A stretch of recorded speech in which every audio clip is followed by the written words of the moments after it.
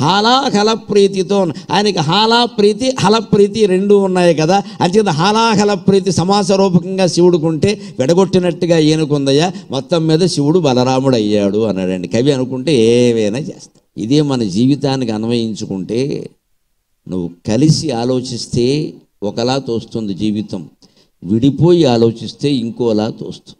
నువ్వు విడగొట్టుకోదలుచుకుంటే విడగొట్టుకోవచ్చు, కలవాలి అనుకుంటే కలవచ్చు. స్నేహమైనా అంతే, దాంపత్యమైనా అంతే, ఏదైనా అంతే. మనం కలిసి ఉండాలి అనుకుంటే అనుకూలమైన మాటలు తోస్తాయి, లేదు విడిపోవాలి అంటే అందుకు అనుగుణంగానే తోస్తాయి. శంకరాచార్య చెప్పినట్టే సృష్టిలో భేదం లేదు, నీ దృష్టిలో తప్ప.